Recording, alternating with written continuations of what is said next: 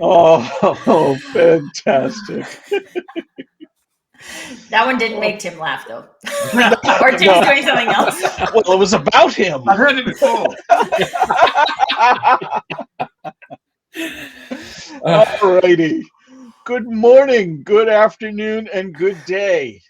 Welcome to another edition of the Digital Download, which is the longest running weekly business talk show on LinkedIn Live, now globally syndicated on the IBGN radio network. Today, we're solving the generational clash in the workplace. We have a special guest, Joanna Walker, to help us do just that. Founder of Point HR Consulting, Joanna brings a wealth of experience in corporate HR, specializing in strategic talent acquisition and development. But before we bring Joanna on, let's go around and introduce everyone. And while we're doing that, why don't you in the audience reach out to a friend, ping them, and have them join us? We strive to make the digital download an interactive experience, so audience participation is highly encouraged. Okay, with that, introductions. Adam, would you kick us off, please? I'm Adam Gray, as you can see. I'm co-founder of DLA Ignite, and delighted to be here, the first show of the year.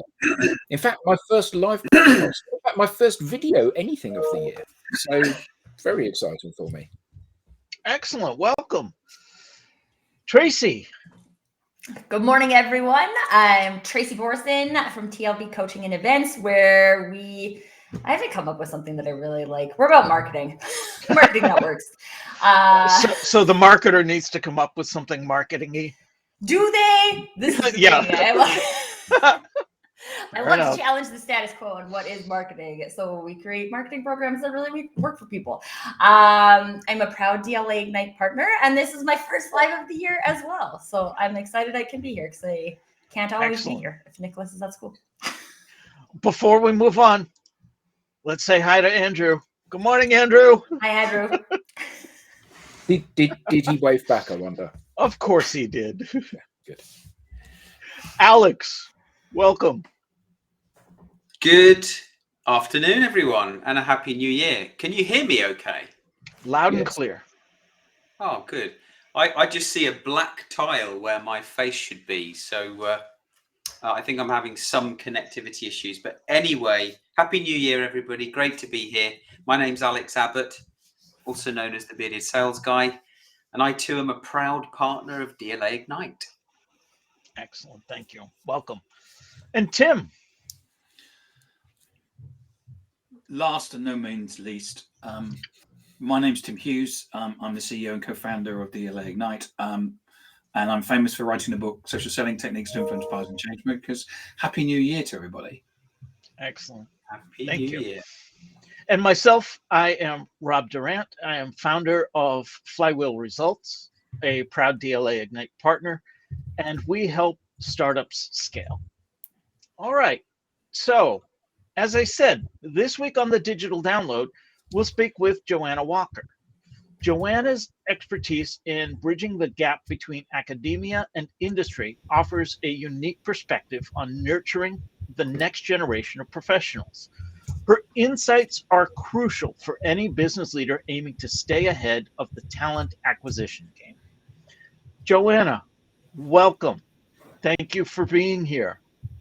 Thank you. I'm so excited to be here and chat all things, generational and campus. There we go. So, Joanna, let's start by having you tell us a little bit more about you and how you got here. Sure. Well, Happy New Year and excited to be here.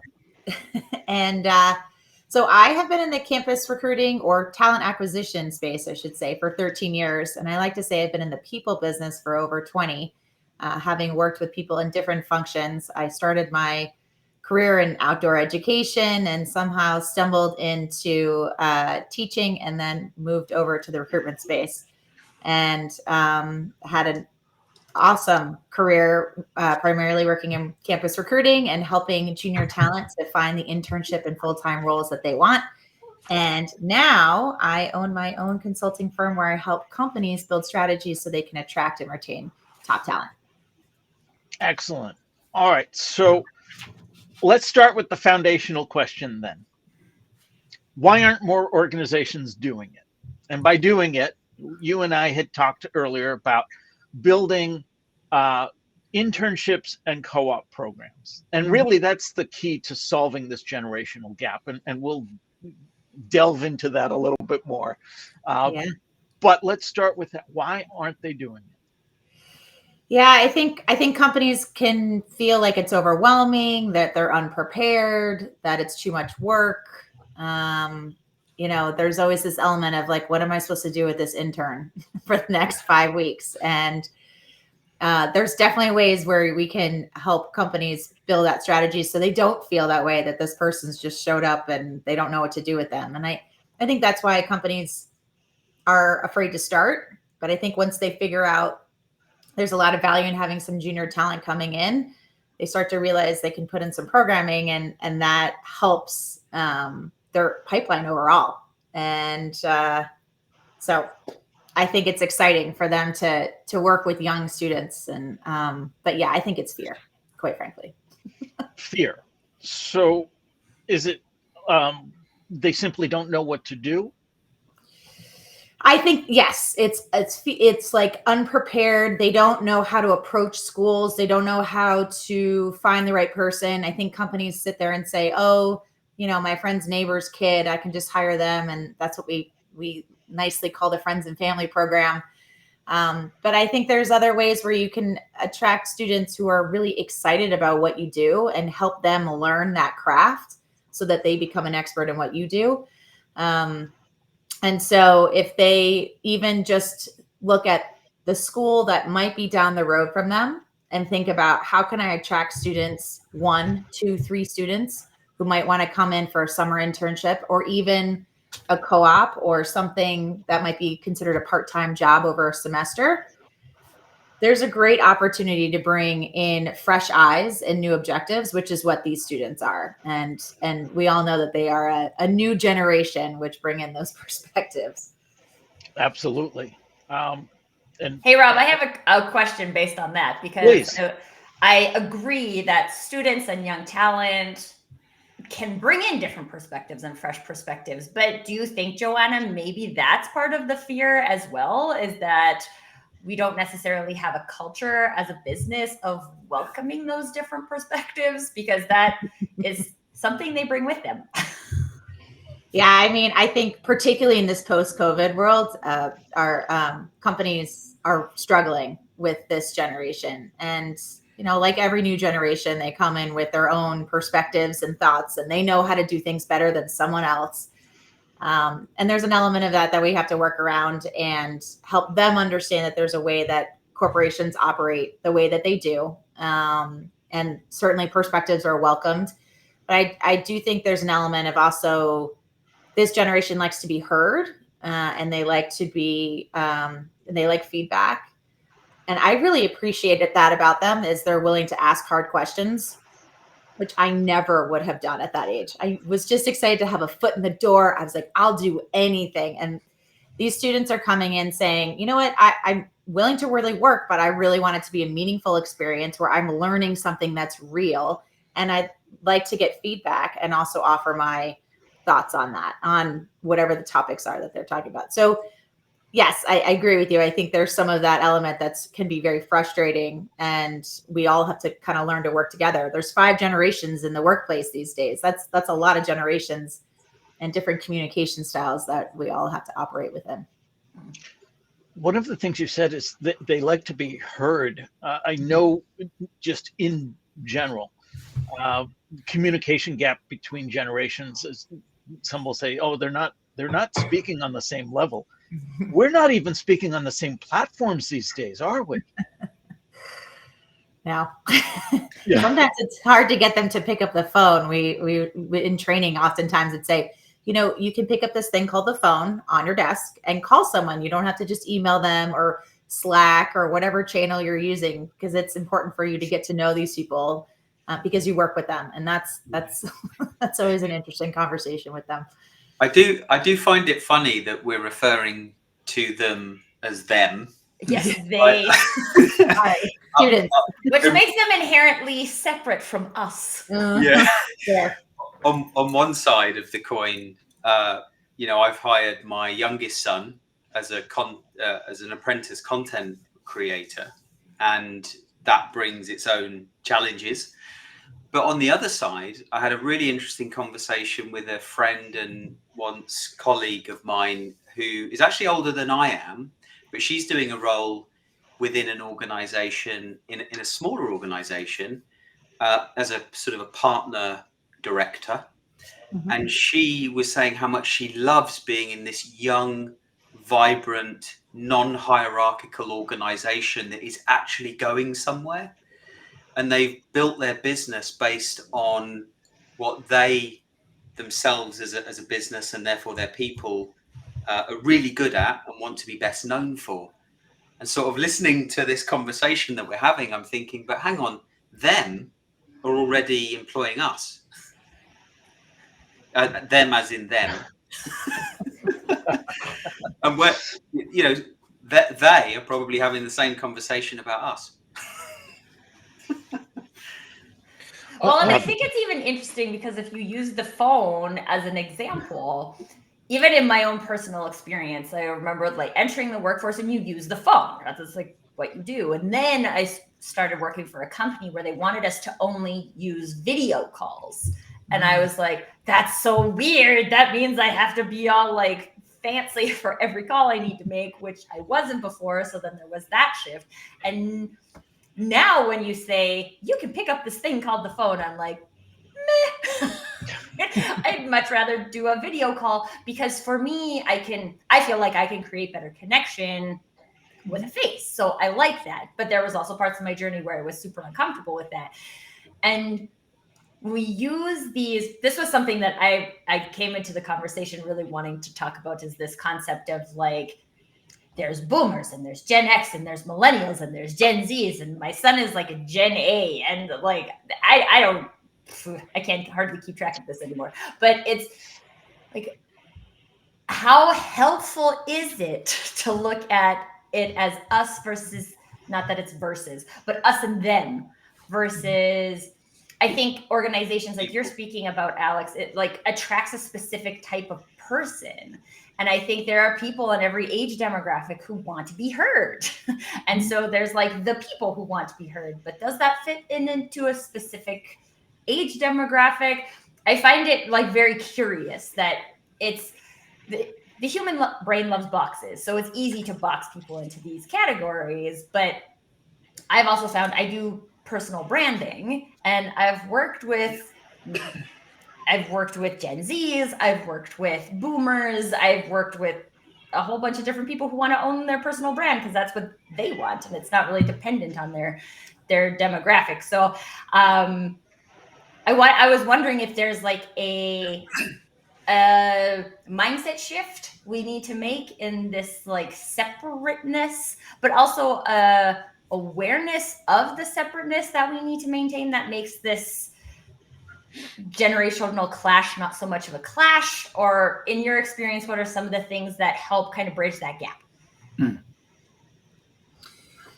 I think a lot of the conversations need to be internally in companies, but also with students. So I think there's an element where students need this sort of backpack to briefcase conversations. I think it's very helpful for students to have just some tools that are given to tools. I say tools, but some guidance around how to transition from being a student to being in a corporate world. And obviously internships are in all kinds of industries. Mine have always been with financial services or management consulting. And those are highly coveted, specific programs. Other companies may be more kind of like what Alex was talking about, where it's just different, maybe a startup world or things like that. But I also think having conversations internally is really important because it's helpful for everybody to understand how communication happens. I mean, that's such a big piece of how companies operate. So what is the best way to communicate? How can you communicate to what we would consider a boomer or maybe the most senior leader at the firm? And I think it's really important that they're it's not just when the interns come in, okay, let's prepare for the summer interns, which happens a lot in every firm starting in May and June.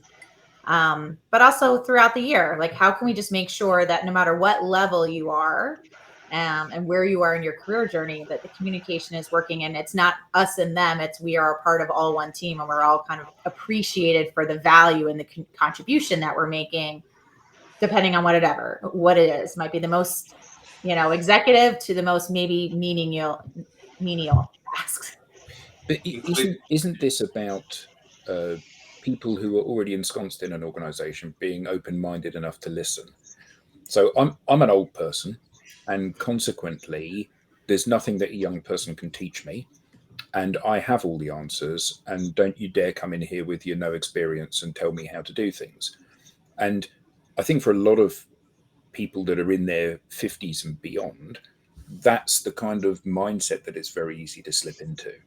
Mm-hmm. And I know that when I ran a design agency a few years ago, we had two people that came in as interns during what we have in this country called work experience. So in the last year at school, they go and do like 2 or 3 weeks working within a company. Mm-hmm. And often those people are, they go to local businesses, they go and start at the local businesses, and they end up sweeping the floor and making tea. And when these 2 instances, when people came into the organization, I sat down with them and I said, if you want to come here and make cups of tea and sweep the floor, we're not interested. If you think you might want to be a designer, you come and you work in the studio with other designers, and it'll be really hard work. We're not going to have you in for the school day. We're going to have you in from 8:30 till 5:30 every single day, and we'll treat you as if you're an employee. And both of those people we ended up hiring in the end when they had finished their exams. And what was really interesting is that the first of them we hired, she was sitting in the office listening to how things were beginning, and she said, "Can I have a word, please?" So I sat down with her and she said, "How on earth can you people answer the phone like that? This is what you need to say." We were like, "Oh my God, well, you can answer the phones from now on." So she started answering the phones, and customers were saying to us, "Who's this new person you've got? They're absolutely fantastic." And I think that part of this is about parking your own preconceptions and letting these people bring what they can bring, which is going to be different to what you bring. Clearly, they haven't got 40 years of working experience, but they have got a fresh perspective and a way of dealing with. Equally, we hired somebody else that seemed like they were going to be great, but there was a big disconnect. And this is the thing that kind of defaults me back to my old position. There's a big disconnect between what they considered hard work to be and what hard work really is. So, the idea that you've been at college, you've got your degree, you have a whole semester to do a project. Actually, this is the real world. You don't have a semester, you have a day, which means you need to knuckle under and get cracking and doing this. Oh, that's really stressful. Life is really stressful, unfortunately. And I think that there's, so it needs to be very much a two-way street, doesn't it, for learnings? Mm-hmm. I think that young people that come in, to expect them just to hit the ground running is unreasonable. It's different for you, Joanna, because you've been doing the job for, well, you're only young, so you've been doing the job for 10 years. But for most youngsters, when they come into the job, they've got no experience. So saying to them, you need to just talk to a customer, they've got no frame of reference for that. So they need coaching through that. But equally, I think the big advantage of having those people in, and businesses need to see this advantage, is that these people have no preconceptions. So they can start by saying, well, you're doing it this way. Why? Why don't you do it this way? And actually, the senior people, if they're looking to get a business benefit out of having young people in the organization, they need to be open to reinventing the wheel, don't they? That actually leads me to a question I wanted to ask you, Joanna. It seems pretty self-evident why the student would want to participate in an internship or a co-op. Mm-hmm. But why would a tenured professional want to support such a program, and why would an organization want to have such a program? Well, I think depending on the company, I think every company has opportunity for roles that differ in responsibility.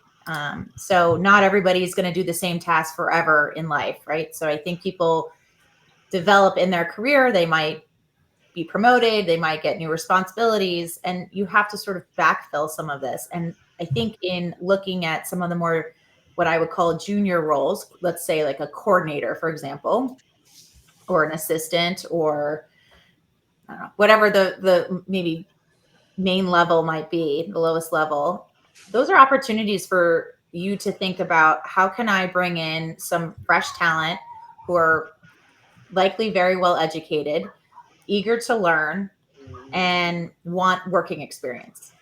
And so I think there's some opportunities in there to come in and think through the types of students that you might want who have unique experience. It doesn't mean you have to hire somebody that has a specific major unless that's what you need. Like if you need an engineer that does something specific, then that's a little different. But there's all kinds of students out there that can come in that want to learn and have this sort of apprenticeship style, which Adam, you're really talking about, is learning the craft and asking lots of questions, which this generation, in my opinion, is very good about asking questions. Everybody always has to get better at that. But I find that the students I interact with do ask lots of questions. And I think that's actually an opportunity for a leader to think through, how can I expand our brand, how we think about bringing talent in, who we want, and allow opportunities for more senior people at the firm to become mentors, essentially, which is also a great learning opportunity. I talked to a lot of mentors in my career who say, I learned more than I think my mentee did, because I really learned about how to mentor. And so I think there's a lot of value in there from just having all kinds of generations and, diversity of thought. And that's partly coming in with the junior talent. Do you think reverse mentoring is something that's also that should happen? Reverse mentoring. I mean, I think that comes with the mentor-mentee relationship. I think if you have a good relationship, it's hard. Sometimes mentors and mentees don't work well together, but the ones that do, I think they absolutely work back and forth in an organic aspect. And I do think it's very valuable. And I think mentors learn a lot because you think about how you speak to somebody, how you're helping them grow, what you can learn from them. Yeah, absolutely. I must say that when you say the word internship, that strikes terror into my heart. That's that fear. Yes, it's simply not because young people are coming in, but because of how these young people often these days are exploited. If you're going to come and work in my company, you'll be rewarded for working in my company because that's reasonable. I'm going to have high expectations of you. I'm going to ask you to behave a certain way and give me your time from start of the day to the end of the day. For me to say you're not going to be paid for that is obscene, isn't it? And absolutely. Sorry, the sun has decided to come out. Yeah. Well, go on. Draw the blinds if you need to. Yeah. But we see it so much these days, don't we? Where it's like the company are using slave labor and getting work for nothing, believing that the learning is enough. And actually, these are often people that are saddled with huge debts, having been through college, and then to ask them to continue to support themselves whilst you're monetizing them, I think it's just revolting behavior. And I would say that most internships are paid these days, not all. And I think that absolutely is unfair if they're not paid. I totally agree with you. And in fact, there's a governing body called NACE, which is the National Association of College and Educators, I believe I said correctly, in the United States at least, where they have a big campaign out there right now saying, you need to pay for your interns. And I think that really speaks to more probably the nonprofits, startups, some of the worlds that just don't have that. And I agree with you. You absolutely need to be paid. And it shouldn't be in college credit, which therefore the students have to pay for. But when you think about some of the bigger firms like in tech, investment banking, financial services, consulting, marketing, CPG, they typically pay pretty well. And so but that is also a budgetary restriction. I think that's another reason why companies might say, I don't want an intern because it's just more money. It's expensive to recruit them and then have them pay for them. And that has to be a part of our budget. I wanted to get to one of the comments that was shared. William Shorten, hi Will, says, Hello. so much comes down to mindset and attitude of both existing employees and new joiners. The most benefit you get from a new starter in the first 6 months, it's when they are still seeing things through new eyes and can bring new insight. I agree. Thank you for that, Will. A really good point. I'm sorry, Tracy, what were you saying? This brought up another question for me, and I think maybe fear people have, is that, like, Adam had interns. He ended up hiring his interns. What if you don't have the budget to keep somebody after? Is that unfair? Like, because I feel I don't hire people right now, but if I did, I feel like if I was going to have an intern, I would want there to at least be the possibility of them continuing their employment. And I feel like internship also by nature is supposed to be kind of date stamped. So if you're doing it for like a summer for college students, then it kind of makes sense because you're expecting them to go back to school. You're not expecting them to need full-time employment. But what are some thoughts that you have on people who are maybe experiencing that from a company perspective? Sure. Yeah, this is where campus recruiting is tough because you have to think about your head count sometimes 2 years in advance. So I used to recruit, so investment banking, this is how insane this is. You hire 15 months in advance of the internship. So I hire students their sophomore spring for them to come like 15 months later for that summer. And then I have to know the head count for a year after that. So almost 2.5 years later. Not everybody does that. And that's really hard for some companies to be able to predict that head count. So in that perspective, there's a couple things that you can do to still be able to have an internship, but also allow a student to go get that full-time job. So there's internships you could offer to somebody after their first year or their sophomore summer. Those summers tend to be places where there aren't enough internships out there. And I think if you are definitely open and transparent and saying, listen, we just want to give you a summer experience, but we just don't have the capacity to bring you back full time, or we don't know if we have that capacity yet. So we want to have you much earlier in your college career so that you can go off and get an internship. And we think this internship is going to help you get that job you want. And then let's get you to stay in touch with us because maybe there's an opportunity a year after graduation and things like that. So I agree with you. The internship really should be leading you to a full-time role. So you just need to be open and say, you're not eligible for that. So let's think about other ways for us to be unique in that perspective. So both the student gets value and you get value out of them. Yeah, which I think is important because one of the things I've been realizing right now is how many industries exist that I didn't know existed when I was in college. Yes. And it would have been like super helpful. Like I went to business school. So yeah, it's the investment banking companies, the management consulting companies, the big telecoms, those types of things that have available internships. And that's what I did, right? I went and worked for the telecom. But like now I've realized like locally, there's a very big like space industry, which is crazy. And I would have loved to know that, right? But if these types of companies aren't offering internships, then people don't know that the industry exists either. So I think from a branding perspective, there's a lot of opportunity for companies to share that. Did you know what's happening in agritech? This, right? For a business student, because no, I probably don't know what's happening in agritech and I might be interested in that. I mean, absolutely. The brand awareness is huge because even if it's not something that you can give right away, like an internship, maybe it's something that someone's going to think about 3 years down after graduation or 8 years, or maybe they go get an MBA. I mean, coming in and just maybe doing a class with a professor is a great way to get exposure if you just don't need to have this internship. And career fairs used to be the thing we would go to, 20 some odd years ago when I was in college, but the career fairs, and they still exist. And I know people use them. So no, if that works for you, great. But I never saw a lot of success with that. And so it's a lot of effort to go in and really have to have these events to get students to get to know who you are, particularly in maybe more niche-y areas or new companies or small things that aren't like the cool, sexy things that places that you want to work as they use that terminology. So I I've wanted to share Andrew's comment. Andrew Slester writes, there are always people that are willing to share knowledge in any field they work in.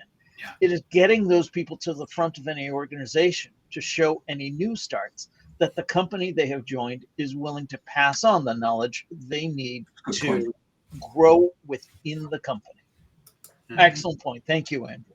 Mm-hmm. So, sorry, Alex. Well, I guess it's related to that point. I was going to ask Joanna what tips you might have, or actually, no, not what tips, but what's your view if you've got different generations within an organization, and you've got leadership, believing in one way of leading, which, let's say, quote unquote, is traditional, and then you've got the younger generation expecting a degree of change. Should leadership be proactively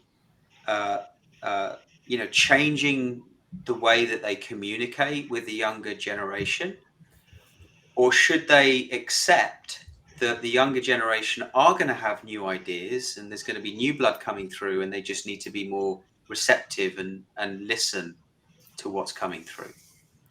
I would say the latter. I don't know that anybody needs to change how they communicate. It's really hard to ask somebody, in their 70s or 80s, for example, to have to communicate like through Slack, if that's just not how they're ever going to be successful. Yeah. But I do think every generation and at every point in your career journey, I think it's so important to be open to new ideas. Sometimes it can be frustrating, and you have to have the timing correctly, because sometimes if you're not in the right mindset to accept the feedback and the questions, it's not going to go over very well. But for the most part, I think leadership has such an opportunity with people coming in and giving their perspective, because I think that leads to broader conversations. It's not just, okay, well, thank you for your questions. It's also, I'm, really intrigued by why you're saying that, but also this is why we do it this way. Let me talk you through the bigger picture. Let me educate you in how we've been able to do things so that you have a better understanding, and therefore it helps your job. So I think it kind of opens up to that mentorship, right? Or the apprenticeship that we talked about, those kinds of elements. And it's got to be a two-way street too. And I do think any generation, even myself, I would love to sit down with a senior leader and ask questions. Yeah, which is when I listen to you speak there, Joanna, I'm thinking, well, that's more transparent leadership. It's more transformational leadership. That's what leaders, in my mind, should be. Yeah, totally. Yeah. Agreed. Corinne Meyer shares, and Joanna, I'm curious to get your take on this. She has 2 points. We'll bring them both up. First, she starts, however, today with social media creating so much exposure for startups like space and agritech, students should be reaching out as well. Is it just me? And then she goes on to say, and to Andrew's point, you simply have to use LinkedIn appropriately, and you can find your way into any which organization by sending some messages. So to that broader point, how should students be using social media to leverage that next opportunity? And conversely, in your opinion, how should organizations and people within those organizations be using social media to facilitate that career opportunities within their organization? Yeah.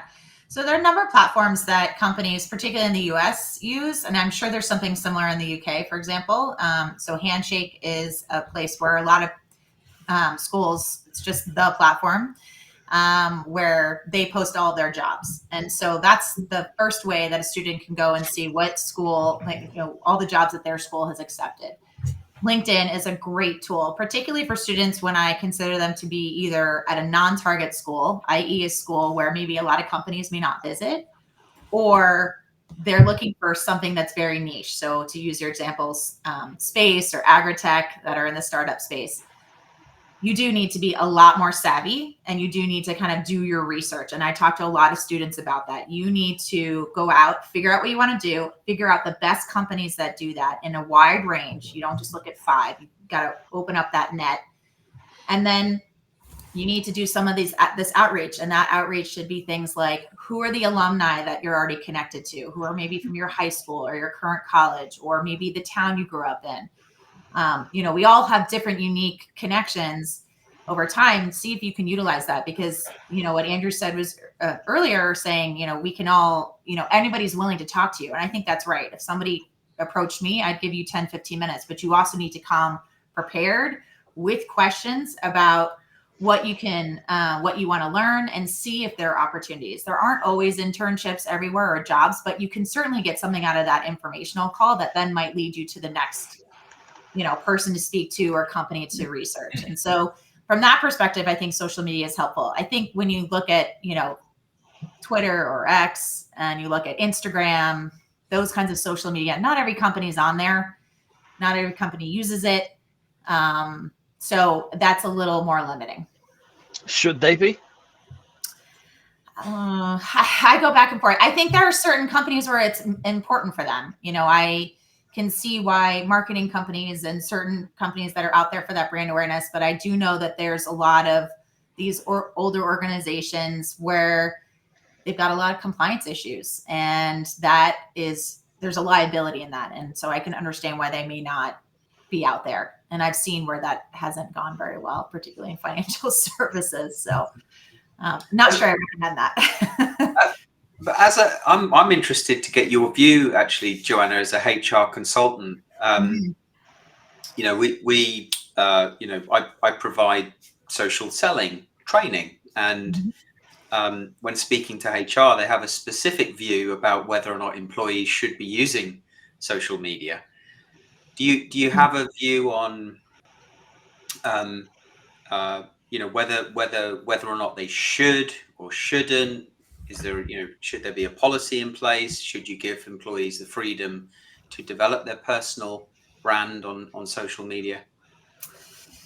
Probably, but it's a really good question, because I think we're kind of entering into a world where social media is taking over in a good, I think there's a lot of positive to social media. But I also think with AI becoming much more prevalent and going to continue to be, I think there's a lot of caution that we all want to bring with that.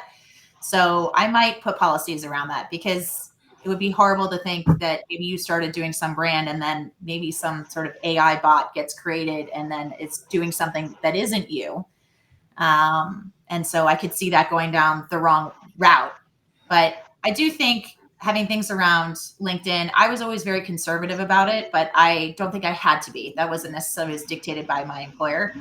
But I could have absolutely been out on LinkedIn regularly saying, here are all my events. These are all the things I'm going to. Hey, students that follow me. That was kind of exhausting. So it was like one more part of my job I just didn't want to do.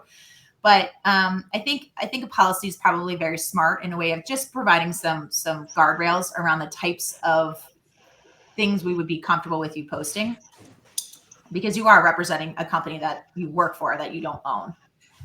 Could you put up Corinne's comment, Rob, please? The most recent, yes, this one? Yeah. She says, thanks. Also, I did an interview with the general counsel of Ohio Northern University. She told me that they changed their social media policies for employees, that they want to motivate the staff to connect with the students to help them reach these opportunities via LinkedIn. That's great. I also know a lecturer in the Boston area who live streamed all his lectures. Oh.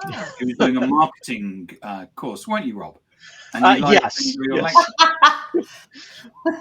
Yes, I do try and incorporate social media into the curriculum. I believe that the students know how to use it. It is the organizations, and again, I emphasize the people within the organizations that can benefit from understanding that. That, to me, is a great way to facilitate the conversation between both parties. And it's not necessarily a here's our company, here's all of our wares, do you want to buy some type of approach. It's just, here's where we fit in the world, here's what we are doing, here's our stance on sustainability. for a marketing organization, for example. So why would a marketing organization want to speak about sustainability? They don't necessarily. They just want to talk about day in the life at their organization and the things that they believe, because it's my understanding anyway that this up and coming generation cares as much about things beyond the scope of the dollars and cents, and they care about the culture, they care about the beliefs of the organization. So you want to convey that, especially for those lesser known brands, those startups that have no brand reputation, or that fourth largest competitor in the marketplace. Well, nobody's going to send the resume to the 14th largest one. Maybe they need to put themselves out there a little bit more. So that's where I see opportunities for organizations to really get a leg up on campus recruiting by starting their publicity campaign, if you will, by speaking to the people that they want to attract about the things that those people are interested in.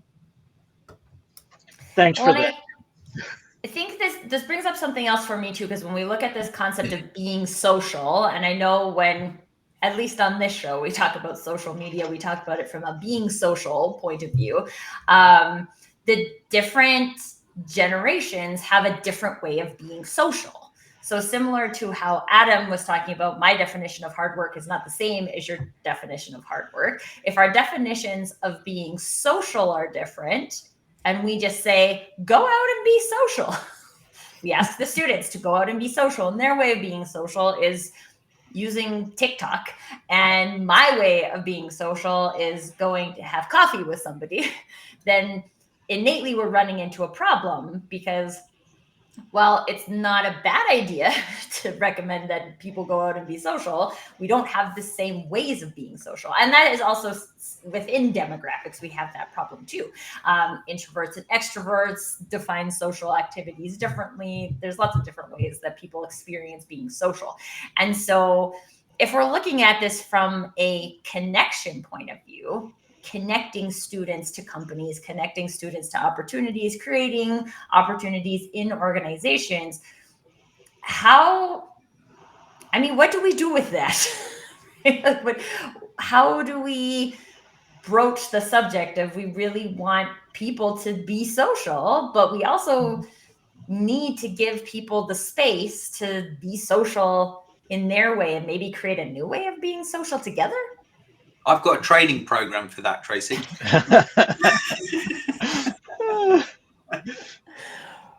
So, Joanna, we started this. I put you right on the hot seat to begin with, saying, why aren't more organizations doing it? And I had no intention of putting you on the hot seat, but you came up with a great answer, and I appreciate it. And the long and the short of it was fear of the unknown. So let's get back to that then. What are the first steps in establishing a successful campus recruiting program? So a couple of things I think is very helpful. One, you need to figure out, what is this internship going to be? What is this going to look like? And will it convert to a full-time? And I would say that an internship is the best way to start from a campus recruiting perspective. I think it's easy to say, oh, I'll just hire somebody when they graduate. But the advantage of the internship is that sort of try before you buy situation, where you really get anywhere between 8 and 10 weeks with someone. Maybe it's longer if it's a co-op program, where you get to assess them, whereas they also get to assess you. So I do think the internship has a lot of value. And then you got to figure out, what is that internship role going to look like? What's the type of work that we would ask them to do? And making sure it's real work. It's not just some projects that are not helpful or not applicable to what the job is. You really need to get them to sit in on meetings. They need to understand the type of work. They need a workflow. So those are the things you have to commit to. And then you think about, okay, now how do I find the right people to sit in these seats? And, if you can get at least 2 interns, I think that's great. It's always hard for one intern to be by themselves and be successful. I think 2 is always a great way to start. So if you can do 2 and you afford that, I think that's a great way to start.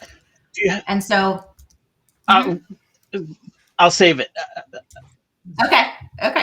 I was going to say that the next step would be, okay, now where do I find these students? So you might have some great colleges who are local to where you are right now. So obviously, if you're in New York City, there's a ton of options. But even if you're in Cleveland or you're in Denver or wherever, there are local schools that you can start to market to.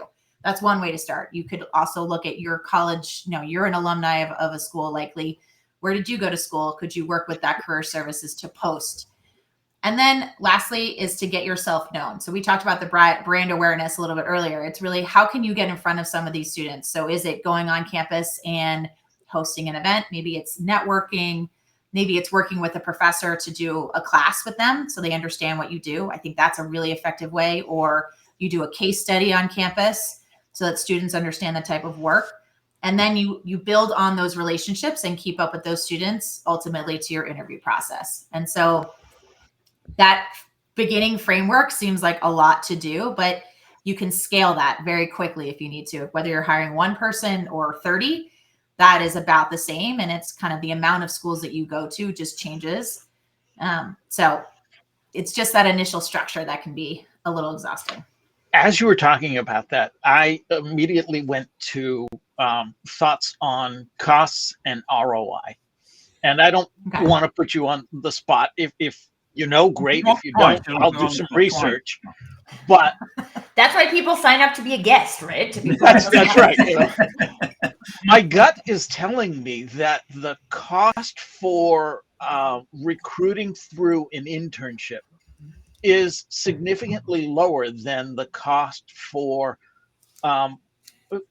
recruiting cold. Again, that 14th largest competitor in the marketplace posting an opening for their entry line role in a company that nobody's heard of and a job that nobody's applying for, versus and all the costs that go with it. Do you have any insights on the costs of recruiting for a permanent placement versus recruiting for an internship?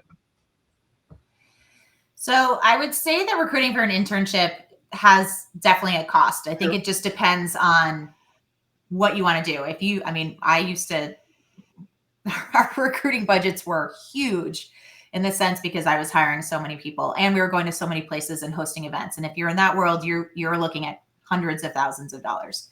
But if you are just starting out or that's not really in your budget, there is an expense, right? Because you are trying to attract the right people. You want to make sure you take them out, you get to know them. And then it's also an expense in the internship because yes, you're selling them to sign up for the internship, but you're also selling them in the internship so that they'll come back full time. So there's that true expense.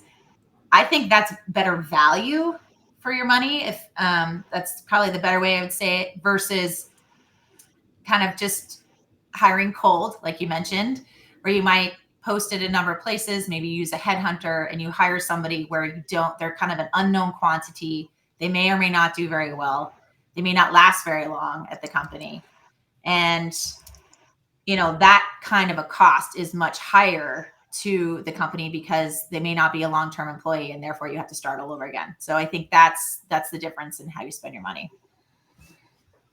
That makes huge sense to me because if I've been in a part of a lot of organizations who are like pretty consistently hiring, and the cost of posting, the cost of working with headhunters, the cost of turnover, like the turnover we used to see in that scenario was so high. We would have the number of people we hired for 3 months in a permanent role and then didn't continue with.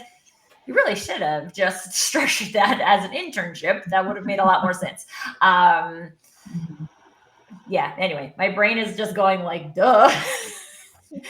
So thank you for sharing that because I'm sure some other people are thinking that too. Absolutely. So what metrics or indicators do you use to gauge the success of a recruiting program?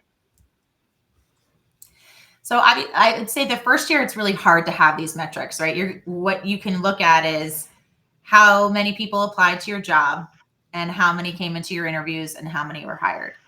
But year on year, what you'll start to be able to see is patterns and trends around where you're getting most bang for your buck, where types of students from certain schools, that are coming and applying for your jobs? How many more interviews are you offering? How many more internships are you offering?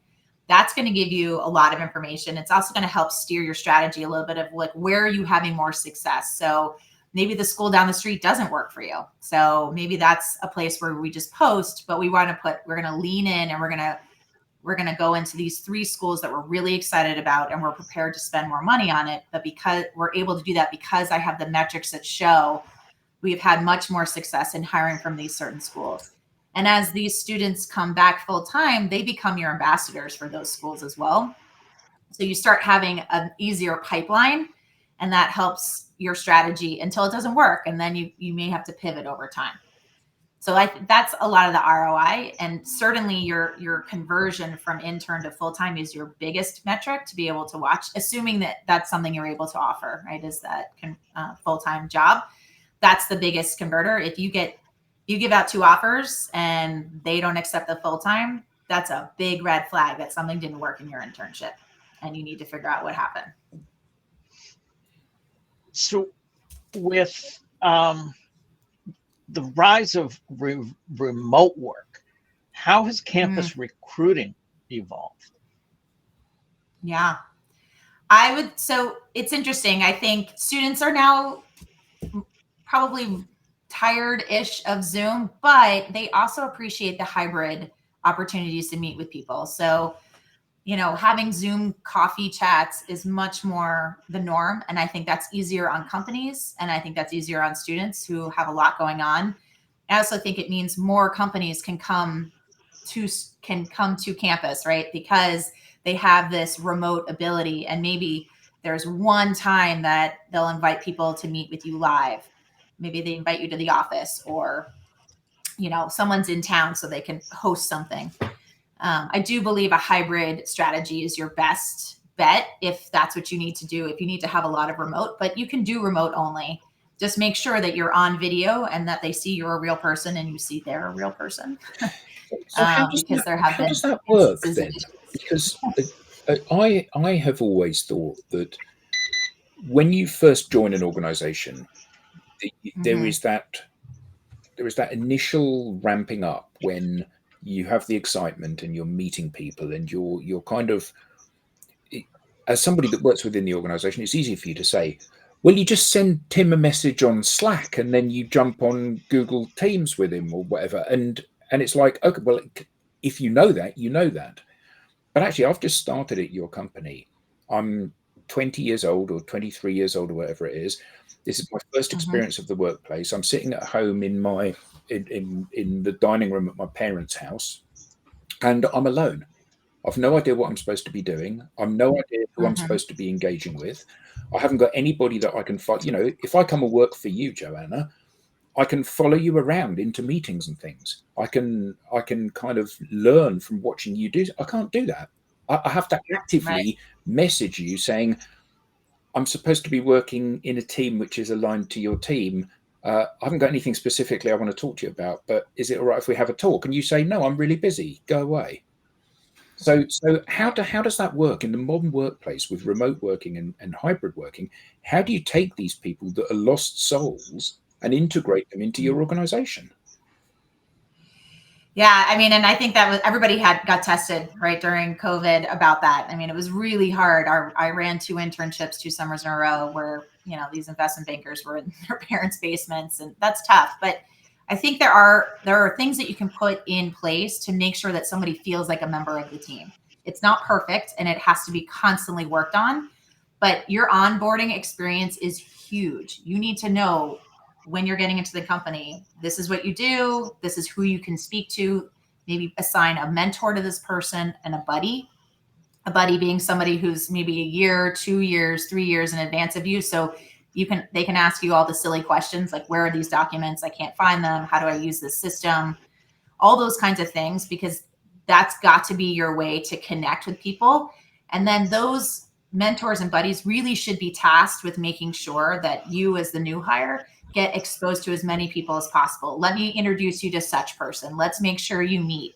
And it is a lot of work, but it's the only way to make sure that somebody feels like a team member, so you aren't so isolated. Like you said, it's your very first job, and it is easier to be in person, and I would always recommend that. But that's not how every company operates anymore. So the onboarding and the continued onboarding of that new hire is so important. It can't just be 1 week. It's got to be 6 months. Rob, could you bring Corinne's comment up, please? Because Absolutely. backs up what Joanna just said. Mm-hmm. No. No, the one before that. Oh, I thought we had covered this one. Oh, no. She says it doesn't work very well. No offense, unless the company has a real proficient virtual onboarding program. Well, and I would even say, like, it gives you the opportunity to test how good your onboarding program is in general. Because like one of the companies I used to work for did the like peer buddy, and that was in person, but we did the peer buddy, and it worked really, really well. And there was a defined role of what your job is as a buddy coming in. Like, this is like, you help people find files, you touch base with people daily to see if there's someone they need to be introduced to. There was like a pretty well-defined structure for that. And it helped get people embedded into the organization. And these are types of things where I think there's more opportunity for companies to look at, okay, what do we do in real life that works very well? And how can we create something from a virtual perspective that can achieve the same thing? And there's probably some testing, and there'll be things that don't work. But if you have the intention of doing that because you want to have a remote workforce, then that's another area where, from a company perspective, you need to invest time, effort, and energy. Is how am I going to help a fully remote intern understand that they want to work here? And how do I help me understand that I want them to work here? What kind of access do I need to them? How do I need to talk to them? How do I need to measure their engagement and all of these different things? And I think sometimes, especially from an intern perspective, because an internship may have a defined end date on it, that we're just like, oh, an intern is here. Okay. Hi, intern. Here's some work for you to do. And I'm like, is that meeting our goal? Rob. Yeah. Joanna, this has been fantastic. Thank you so much for being a part of it. How can people get in touch with you? Well, I'd love to chat with anybody. They can find me on LinkedIn under Joanna Walker at Point HR Consulting, or you can email me at joanna@pointhrconsulting.com. I'd love to hear from you. Awesome. This has been another edition of the Digital Download. If you have something to say, we want to hear from you. You can find us at digitaldownload.live under the Be Our Guest section, or you can scan the QR code on screen. For those of you listening on radio, you can't scan the QR code on screen. Come join us on LinkedIn. Absolutely. For Joanna, for Adam, for Alex, Tim, Tracy, and myself, I want to thank everyone for being an active part of today's episode. And until next time, thank you all, and we'll see you again. Thank you. Bye. Thanks, everybody. Bye.